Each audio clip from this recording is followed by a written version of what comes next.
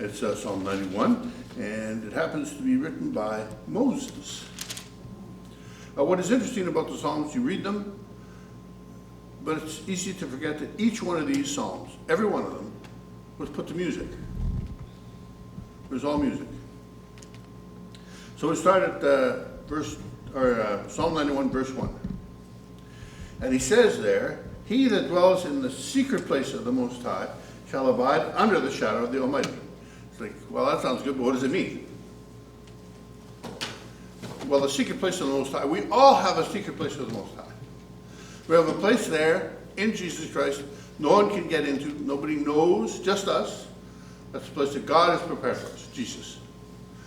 That's a secret place for us. That's why it's called secret. Nobody can find it.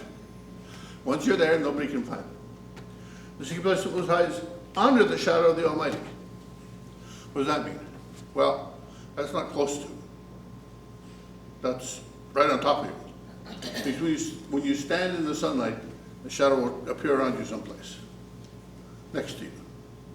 But the thing about the shadow of the Almighty, when you're under the shadow of the Almighty, it means that the shadow is above you, shining down. So it means we're right under him. We are in his presence, which means nothing can touch us. So we have a place of protection. We're right in God. It has to touch God to touch us. That's a great thought. Like the last song we sung, really stuck with me.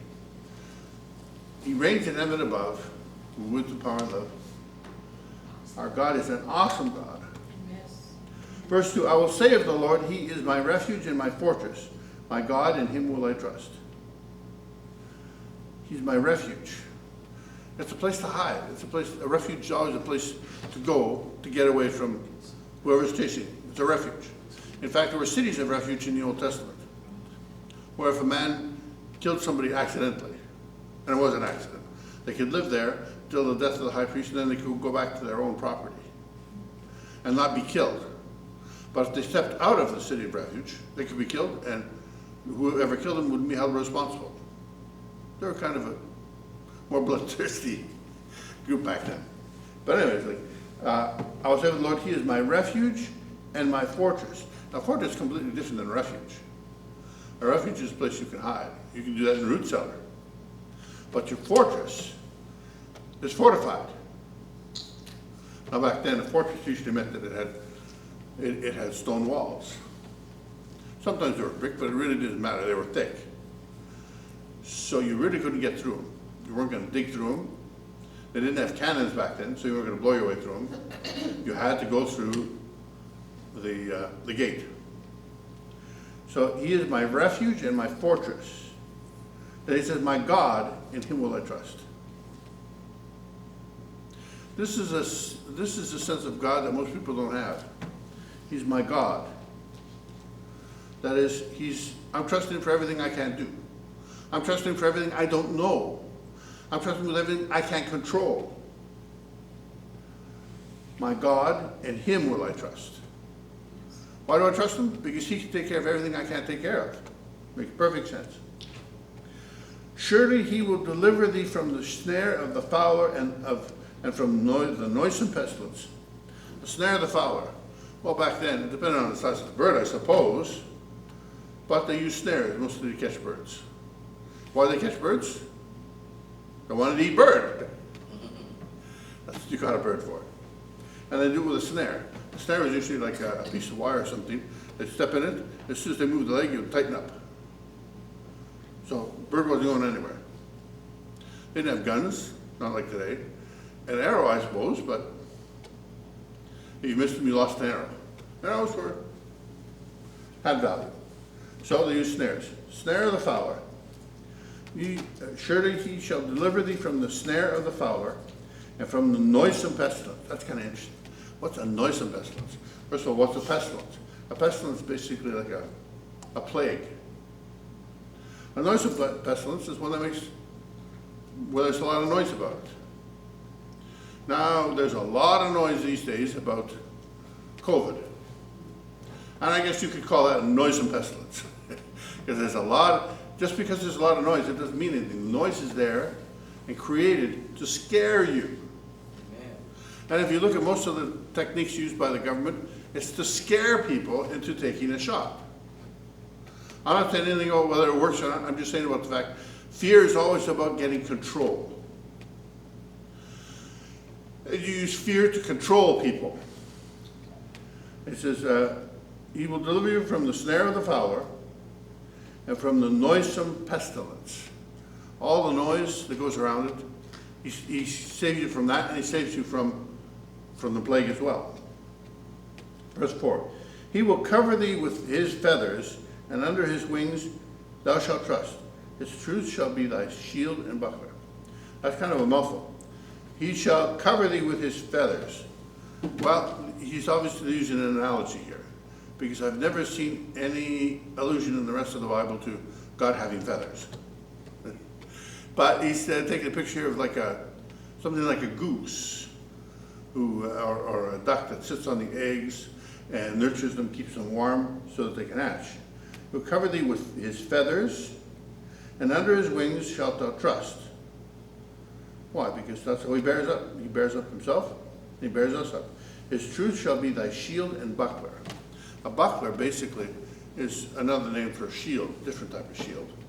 But it's all of this is defensive in nature. What he's saying is, his truth will be your defense.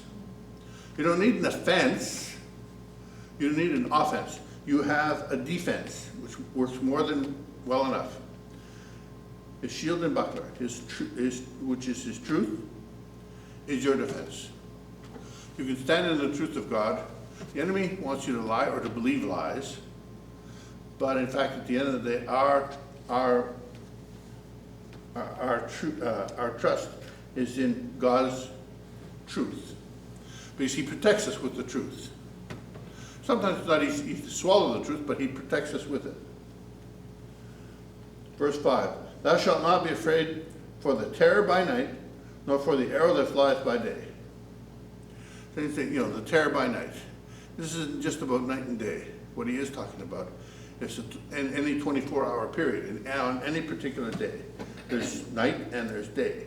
And he said, what is it about the night that bothers us? What you can't see, the unknown. He's talking about the enemy will try to use the unknown against you, and he says God will protect you from the unknown, or from the arrow that flies by day, the attack against you. We've had many arrows against us, personally and corporately. They come against us. There's certainly the arrow of the IRS. But government, generally speaking, is also a big arrow. And he's saying it doesn't matter. You shall not be afraid of the terror by night, nor of the arrow that flies by day. Why? Because when you really trust God, when you really give yourself into his hands, when you're really expecting him to take care of you because you're serving him, nothing can touch you. Amen. Verse 6, nor the pestilence that walks in the darkness, nor the destruction that wasteth at noonday. So this is pretty heavy stuff. The pestilence or plague that walks in darkness. I guess you could say, that COVID, before it was exposed as COVID, was exactly that. It was a plague that walked in darkness. We didn't even know we had it here. And it spread across the country. Nor the destruction that wasteth at noonday. Well, there's plenty of those. There's car accidents, there's illness, there's like Rosemary Osborne had. She was standing there and all of a sudden she fell over and her hip was shattered. There's all kinds of pestilence that walks in darkness, all kinds of destruction that wastes at noonday. But we have God's protection. It doesn't mean it's not going to happen. He doesn't keep us from the problems. He takes us through the problems. Amen. And that's much more important. Why? We can't avoid problems. They're going to happen to us. We're living, we're breathing, and they're going to happen. Right. But God can walk us through them, step by step. We just don't let fear get a hold of us. We have to stand in faith, knowing We don't know what's going on, but God knows what's going on, and he's going to take us through to his glory. Verse 7, 1,000 shall fall at thy side, and 10,000 at thy right hand, but it shall not come nigh thee. Now this is important. 1,000 at your left hand, okay, that's great. 10,000 at your right. What's the big deal about 10,000 on your right hand side? Because your right side is known as the side of blessing. The right hand was a hand of blessing. So when you have 10,000 falling at your right side, it's like, wow, what's the left going to look like? And it doesn't matter. It doesn't matter because we're in the shadow. We're under the shadow of the Almighty. But it shall not come nigh thee. It won't touch us. Even COVID. If you trust God, if you're walking with him, it won't touch you. Because he's God. Amen. He means to watch out for us. I remember reading this piece about this minister one time. He was in Africa, of course, and there was a real deadly disease going around. And they asked him, well, how are you protecting yourself?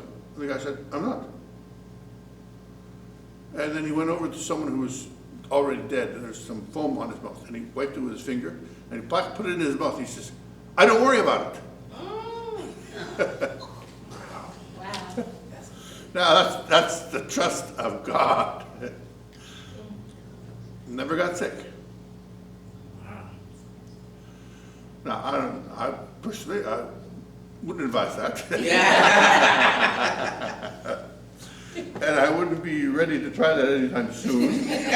But maybe that's lack of faith. Okay, I can accept that. But it's the provision of God. This is just the first half of this. We're going to stop now. But what's the point? The point is, God is bigger than any problem that you can encounter. Amen. Anything. If you got anything bothering you, that's okay. It's okay for something to bother you. But you bring it to God. Amen. And you leave it in his arms. Yes. And he will take care of it. It won't be in the next it could be in the next 5 minutes. It might be a few days later, and it doesn't matter. Because you trust God or you don't trust God. And if you trust God, he's going to work it out. It's as simple as that. We may not like it, but it's not about liking it. He never brings us into trouble to like it. He brings us into trouble to take us through, to make us stronger, and to prepare us for the next problem, which will be even bigger. Amen. Try that out.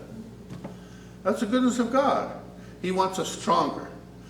Not just to make us stronger, but to make the people around us stronger. Yes. Be able to minister life to them. Amen. And that is my message today.